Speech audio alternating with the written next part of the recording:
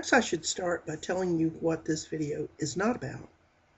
It's not about the first 600 million years of Earth's existence, nor is it about Earth's initial atmosphere, a subject we can merely speculate about because whatever it may have been, it was swept away in the literally earth-shattering cataclysm that led to the formation of our moon.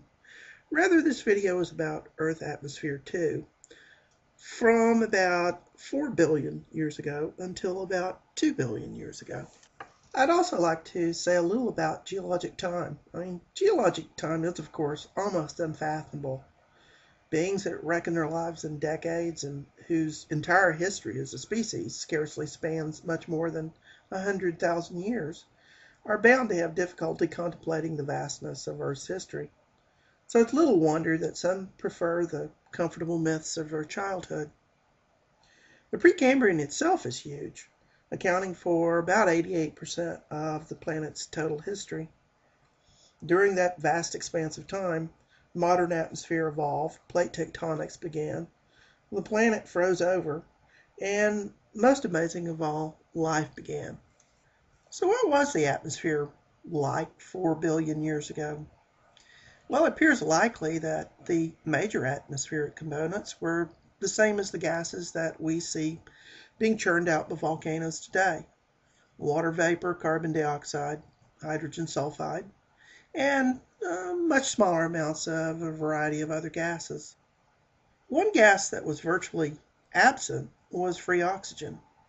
We know this because the oldest rocks available to us show no hint of oxidation, and they exhibit a wealth of mineral constituents that only form in the absence of oxygen. The earliest sedimentary rocks we have available to us are the 3.85 billion-year-old rocks of western Greenland, and those rocks tell us a number of things, some obvious, some more subtle. They tell us that there were continental land masses present 3.85 billion years ago, that chemical and physical processes of weathering were much the same, and that there were large bodies of water in which sediments were deposited over a vast period of time. Interestingly enough about these initial or ore continents is that they were apparently not formed by the plate tectonics that operate today. Rather, they were formed through vast upwellings or mantle plumes of iron, nickel-rich materials, and today their remnants are found as the various shields of continents, indicated here on the map by the dark orange color. An interesting problem concerning Earth history is the faint sun paradox. Modern models of the history of solar radiation indicate that 4 billion years ago, at the beginning of the Archaean eon, solar radiation would have only been about 70% as intense as the radiation today. And yet, clearly, as indicated by the rocks from Greenland, there were liquid oceans, and so there was a reasonably equitable climate on Earth. And that's difficult to explain given the atmosphere that would be generated from volcanic gases alone. One idea about early life is that it consisted mainly of methanogens. Methanogens have a long history on Earth and are members of the Archaea, simple little bacteria-like organisms. They tend to live in places where there is an absence of oxygen. As a matter of fact, the one thing they can't tolerate is the presence of oxygen. They like extreme environments. They're tough little critters. You find them near deep ocean volcanic vents, underneath ice sheets, in buried landfills, and in the guts of many organisms.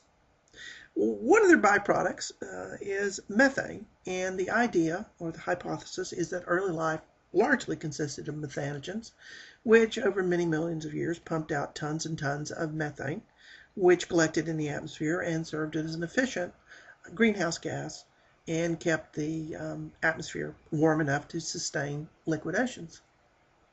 Earlier I mentioned that the early continents, and therefore the oceans, were enriched in nickel, and that's crucial to the lives of methanogens because they require a good deal of nickel for their metabolism.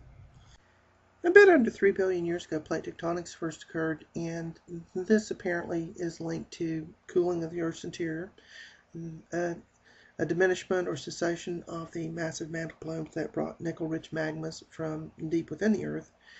And after this time, volcanism was dominated by plate tectonics, the formation of subduction zones and island arcs.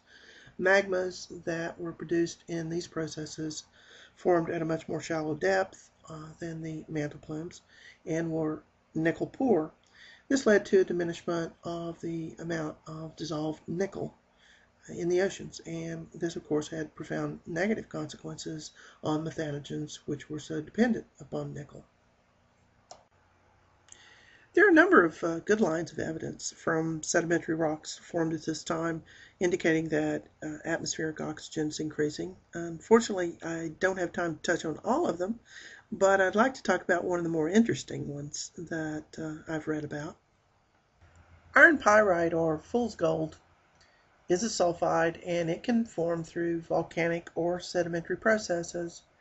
Now, there are two isotopes of sulfur. There's 32 and 34. Sulfur 32 forms much weaker chemical bonds. Therefore, organisms that utilize sulfur in the oceans tend to take that up much more readily, and the ocean water becomes enriched over time in sulfur 34. Because of the abundance of sulfur 34 in ocean water, pyrites that form through sedimentary processes tend to show an enrichment of sulfur 34, and that's an indirect indicator of sulfate fixing organisms. And since sulfate only forms when there is abundant oxygen, that is an indirect indicator that atmospheric oxygen is increasing.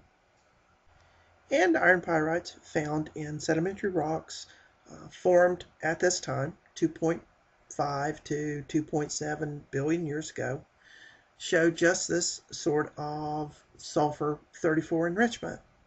The initial effect of increased available free oxygen generated by photosynthesizing organisms was not an increase in atmospheric oxygen. Instead, the oxygen bonded very readily with the massive amounts of iron that were dissolved within the oceans of the world. And this led over many millions of years to the precipitation of massive deposits of iron.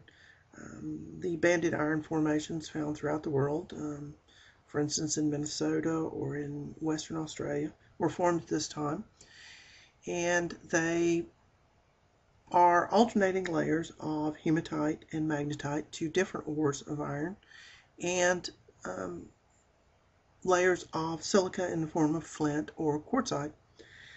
The decline of the methanogen ecosystem and subsequent increase of photosynthesizing organisms led to the eventual destruction of atmospheric methane.